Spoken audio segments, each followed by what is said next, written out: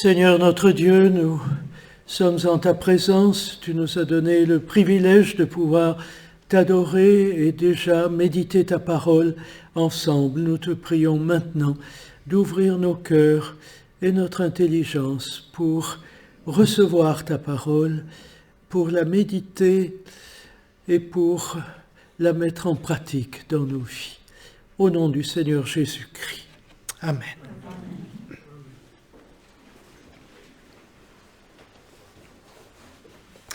Je vous invite à ouvrir vos Bibles dans l'évangile de Luc. Dans l'évangile de Luc au chapitre...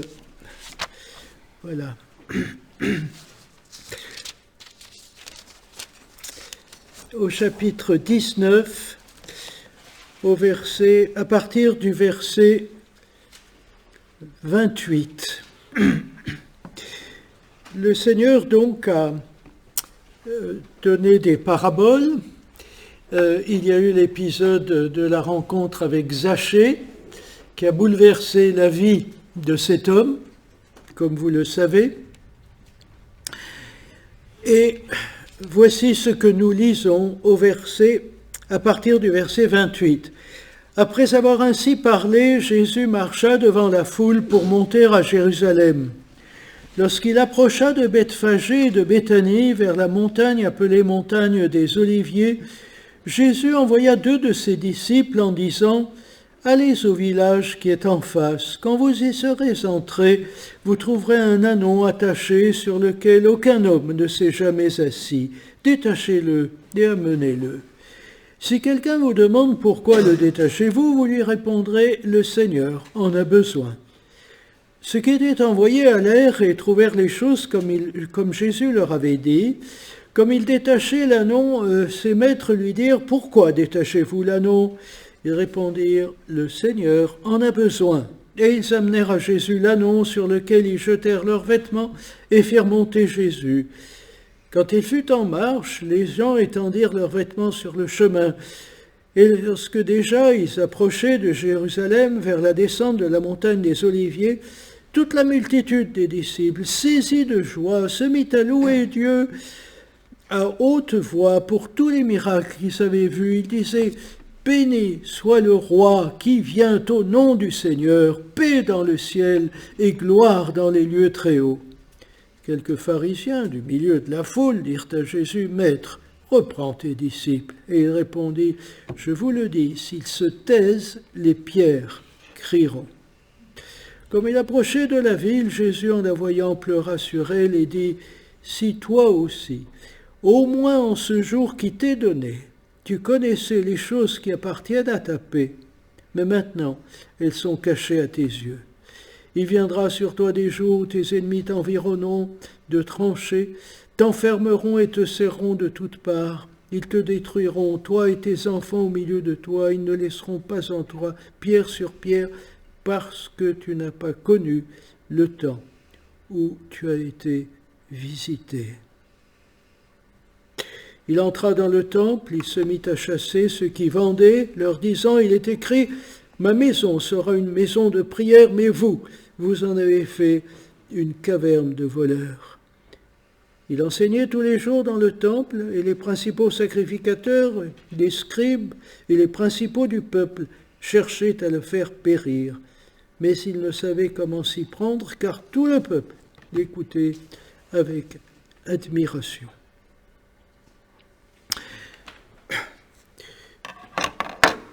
Ce que nous avons ici, dans le texte que je viens de lire, c'est la réalisation d'une des principales prophéties messianiques du prophète Zacharie. Nous trouvons cette prédiction, cette prophétie, dans Zacharie chapitre 9, verset 9, et les versets qui l'entourent. Je vous le lis, vous verrez, c'est exactement ce qui se passe le jour des rameaux, comme on l'appelle. Sois transportée d'allégresse, fille de Sion, pousse des cris de joie, fille de Jérusalem, voici, ton roi vient à toi, il est juste et victorieux, il est humble et monté sur un âne, le petit d'une ânesse. Alors, frères et sœurs, le moment tant attendu, le moment le plus important dans l'histoire d'Israël est arrivé. Le peuple de Dieu voit venir à lui son Messie, son roi promis. Et cependant, mais juste une parenthèse, sur quoi est monté ce roi? Si vous vous rappelez le couronnement, l'intronisation de Salomon, par exemple, il était assis sur une mule. Plus tard, les rois dits chrétiens avaient l'habitude de monter sur une mule le jour de leur couronnement. Mais le Seigneur Jésus, ce n'est pas sur une mule qu'il monte, c'est sur un ânon, un petit ânon. Il est bien plus bas qu'une mule. Et justement, ce que le prophète Zacharie avait annoncé, il est victorieux, mais il est humble. Il est entré dans son humilité profonde et il s'est présenté à un peuple qui ne l'a pas vraiment reçu. Vous direz, mais enfin quand même, ils sont en train de pousser des cris de joie. Ils jettent leurs vêtements sur la route, comme on le fait pour un roi, pour quelqu'un de très important. Est-ce que ce n'est pas la preuve qu'ils l'accueillent avec enthousiasme? Mais le Seigneur ne se fiait pas à ces manifestations de joie. Le Seigneur voyait ce qu'il y avait au fond de leur cœur. Et nous qui avons la suite de l'histoire, nous savons que seulement quelques jours plus tard, cette même foule qui acclamait le Seigneur, qui criait « Béni soit le roi qui vient au nom du Seigneur », va crier « Crucifie, crucifie-le ». Donc le Seigneur voyait très bien ce que représentait cet accueil. Quelque chose de tout à fait superficiel, qui ne venait pas du cœur et qui n'allait pas durer. Frères et sœurs, la question que je me pose, que nous pouvons nous poser ensemble, c'est, enfin, qu'est-ce qui nous montre qu'en effet, ces gens-là, l'accueillant avec tant d'enthousiasme, le faisaient de manière tout à fait superficielle. Pourquoi le Seigneur ne se fiait pas à eux? Alors nous avons plusieurs points ici. Le premier, vous l'avez vu, les principaux dirigeants du peuple cherchent à le faire mourir. Donc, l'accueil de la foule ne les concerne pas. Ça, c'est un point. Deuxième point, je l'ai souligné tout à l'heure, cette même foule va crier quelques jours plus tard « Crucifie, crucifie-le » et préférer un criminel, un assassin, Barabbas, au Seigneur Jésus. Il demande la libération de Barabbas, mais la condamnation du Seigneur Jésus. C'est vrai. Mais, frères et sœurs, il y a plus sérieux, plus grave que cela. L'attitude des proches du Seigneur, de ceux qui avaient reçu son enseignement, qui l'avaient suivi, qui avaient tout abandonné pour le suivre. Vous avez un peu plus loin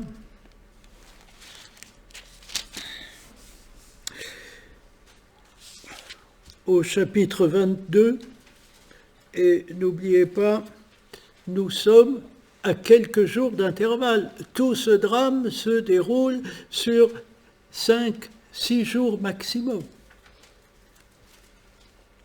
Chapitre 22, la fête des pains sans levain, appelée la Pâque, approchait. Les principaux sacrificateurs et les scribes cherchaient les moyens de faire mourir Jésus, car ils craignaient le peuple. Or, Satan entra dans Judas, surnommé Iscariote, qui était du nombre des 12. Et Judas alla s'entendre avec les principaux sacrificateurs et les chefs des gardes sur la manière de le leur livrer. Ils furent dans la joie, ils convinrent de lui donner de l'argent. Après s'être engagés, ils cherchaient une occasion favorable pour leur livrer Jésus à l'insu de la foule. Pardon. Voici Judas, l'un des 12, qui décide de trahir le Seigneur. Vous savez, quand vous êtes méprisé, rejeté, vous subissez l'opposition des étrangers, des gens du monde, vous en souffrez, mais enfin, le Seigneur avait déjà dit que c'est ainsi qu'ils nous traiteront. Ils n'ont pas traité le Maître de belle manière, ils l'ont rejeté, ils ne vont pas avoir une autre attitude vis-à-vis de ses disciples. Mais ici, il s'agit de l'un des siens, de l'un de ceux qui l'avaient suivi, Judas, qui le trahit. Et vous voyez, frères et sœurs, que cette méditation se rapproche de nous. Il y a malheureusement quelqu'un d'autre, excusez, quelqu'un d'autre qui est en cause. Ce n'est pas l'un des disciples, c'est celui qui va être le chef des disciples. C'est Pierre. Que dit Pierre ? Donc, toujours chapitre 22, verset 31. Le Seigneur dit, « Simon, Simon, Satan vous a réclamé pour vous cribler comme le froment, mais j'ai prié pour toi, afin que ta foi ne défaille point. Et quand tu seras revenu, ou quand tu te seras repenti, affermis tes frères. » « Seigneur, lui dit Pierre, je suis prêt à aller avec toi, et en prison, et à la mort. Et Jésus dit, Pierre, je te le dis, le coq ne chantera pas aujourd'hui, que tu n'aies renié 3 fois de me connaître. Et vous savez que c'est exactement ce qui s'est passé la nuit même, où le Seigneur avait dit à Pierre ce qui arriverait. La nuit même où Pierre avait protesté de son amour pour le Seigneur jusqu'à la mort. Et cette nuit, il l'a renié 3 fois. Et quand le coq a chanté, il s'est rendu compte de son péché. Il s'est amèrement repenti. Et je crois que c'est dans l'évangile de Jean qu'il nous est dit que le Seigneur l'a regardé. Eh bien, frères et sœurs, ces exemples nous interpellent. Nous interpellent parce que quand nous disons que nous aimons le Seigneur, et nous l'avons chanté plusieurs fois, à plusieurs reprises ce matin, quand nous disons que nous aimons le Seigneur nous prend au mot et il nous met dans des situations où nous avons à choisir notre confort, nos désirs, notre satisfaction personnelle ou ce qui s'appelle, poussé au dernier degré, bien sûr, l'opprobre de Christ. J'y reviendrai dans un instant. Mais je ne voudrais pas rester sur ce tableau un peu négatif. Dans l'évangile de Jean, au chapitre 12, nous lisons ce récit, je le lis en entier. 6 jours avant la Pâque, Jésus arriva à Béthanie, où était Lazare, qu'il avait ressuscité des morts. Là, on lui fit un souper. Marthe servait, et Lazare était un de ceux qui se trouvaient à table avec lui. Marie ayant pris une livre d'un parfum de nard pur de grand prix, oignit les pieds de Jésus et lui essuya les pieds avec ses cheveux, et la maison fut remplie de l'odeur du parfum. Un de ses disciples, Judas Iscariote, fils de Simon, celui qui devait le livrer, dit « Pourquoi n'a-t-on pas vendu ce parfum 300 deniers pour les donner aux pauvres ?» Il disait cela, non qu'il se mettait en peine des pauvres, mais parce qu'il était voleur et que tenant la bourse, il y prenait ce qu'on y mettait. Mais Jésus dit « Laisse-la garder ce parfum pour le jour de ma sépulture. Vous avez toujours les pauvres avec vous, mais vous ne m'avez pas toujours. » Voici l'attitude d'une femme qui n'était pas au nombre des apôtres, une femme tout à fait ordinaire. Elle avait écouté le Seigneur à ses pieds, alors que sa sœur Marthe s'activait aux soins du ménage. Et le Seigneur avait dit que Marie avait choisi la bonne part. Et voici que Marie, dans cette heure tragique, va mettre toutes ses économies pour acheter un parfum qui était le parfum des rois. Et elle répand ce parfum sur la tête, sur les pieds du Seigneur. Pour Judas, c'était une perte. Une perte. Quand nous sacrifions certaines des choses auxquelles nous tenons, quand nous sacrifions des habitudes, des désirs et qui nous habitent depuis des années par amour pour le Seigneur, est-ce que c'est une perte? Certainement pas. Il mérite beaucoup plus que cela. Vous savez ce que l'apôtre Paul disait, et je répète presque à chaque fois le même verset de 2 Corinthiens 5, 14 et 15, n'est-ce pas? Ceux qui vivent ne vivent plus pour eux-mêmes, mais pour celui qui est mort et ressuscité pour eux. Est-ce que notre vie est saisie par l'amour du Seigneur? Est-ce que notre vie est vécue pour nous-mêmes ou pour lui? C'est la question que le Seigneur nous pose et nous reposera tout au long de notre vie. Regardez, Marie a répandu ce parfum sur le Seigneur et le Seigneur dit « Laisse-la garder ce parfum pour ma sépulture ». Mais elle l'a déjà répandu. Oui, mes frères et sœurs, ce parfum représentait tout l'amour d'une vraie disciple du Seigneur. Et cet amour l'a suivi à la croix, où il était seul, abandonné de tous. Il l'a suivi jusqu'à la tombe, pendant les 3 jours qu'il a passés au séjour des morts. Et quand il est ressuscité, ça a été toujours dans le souvenir de ce parfum.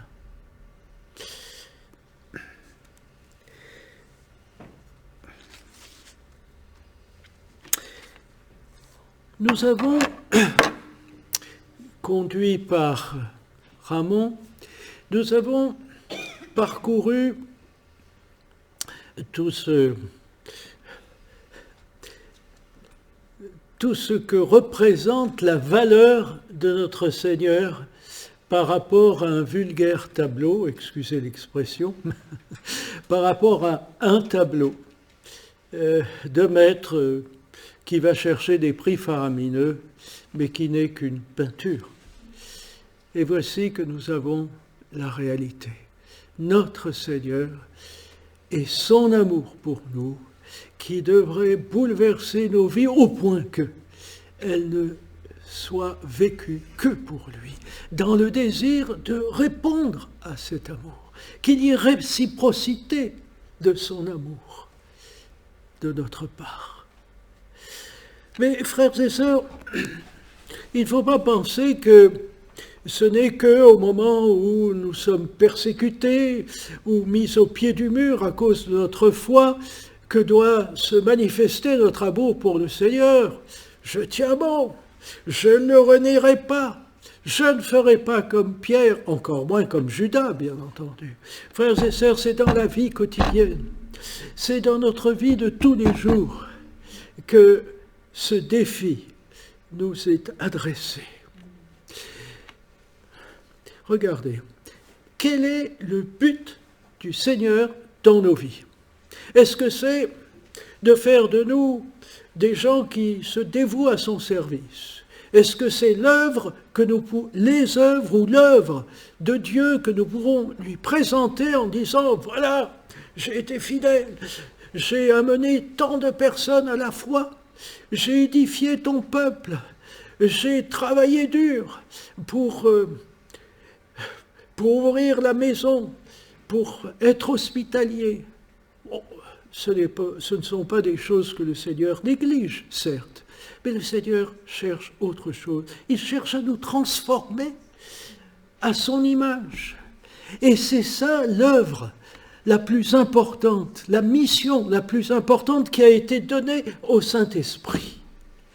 Et l'apôtre Paul, poussé par le Saint-Esprit, nous supplie, ne résistez pas à l'Esprit de Dieu, n'éteignez pas l'Esprit de Dieu.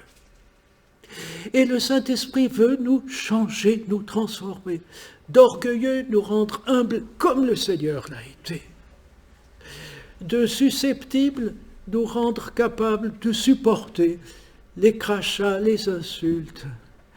Lui qui insultez, ne rendez pas l'insulte. Injuriez, ne rendez pas l'injure, nous rappelle Pierre lui-même. Frères et sœurs, nous sommes loin de cela. Lui qui supportait toute l'incompréhension, toute la bêtise humaine, lui, Dieu, et nous, notre patience a tant de limites. Savons-nous supporter? Savons-nous aimer? Savons-nous patienter? Tous les fruits de l'esprit qui nous sont décrits, l'amour, la joie, la paix, la bienveillance, etc. Tout cela, c'est ce que le Saint-Esprit veut développer en nous. Parce que l'Esprit de Dieu agit en nous, ou veut agir en nous, de manière à satisfaire le Fils, le prix du travail de son âme, lui donner le prix du travail de son âme, ses souffrances à la croix, et donner au Père ce qu'il recherche quand il a créé l'homme. C'est ce qu'il voulait développer chez Adam et chez Ève, mais tout cela a été gâché par la tentation et la chute. Frères et sœurs, le Seigneur veut... l'Esprit de Dieu est en train de nous faire remonter le temps jusqu'à revenir dans le jardin d'Éden, en quelque sorte, pour qu'il accomplisse son œuvre en nous. Est-ce que nous allons le laisser faire? Ou est-ce que nous allons résister, faire la sourde oreille, comme c'est dans notre nature? Il ne faut pas se leurrer, nous sommes ainsi parce que nous sommes des hommes déchus. Il ne faut pas s'étonner de nos chutes, elles sont normales. Et le Seigneur ne nous en veut pas, il est plein de patience, de miséricorde, il pardonne et il pardonnera encore. Le juste tombe une fois, il tombe deux fois, et l'Éternel le relève. C'est l'un des proverbes. Et c'est une réalité. Simplement, frères et sœurs, ne lassons pas la patience de Dieu.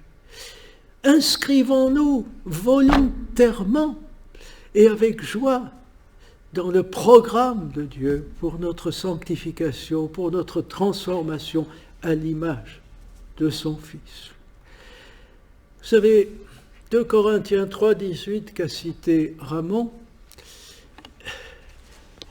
a un sens encore plus profond. Ce n'est pas seulement quand nous sommes dans la communion avec le Seigneur quand nous méditons la parole, que nous reflétons la gloire du Seigneur, mais l'Esprit de Dieu dont il est question agit en nous tout au long de notre vie pour nous transformer à cette image glorieuse, celle de Christ. Et pas une image comme le tableau dont on nous a parlé, mais l'image qui est simplement une reproduction vivante de l'être merveilleux qu'a été notre Seigneur Jésus. Que le Seigneur nous soutienne et que l'œuvre de l'Esprit de Dieu se fasse librement dans les vies de chacun de nous.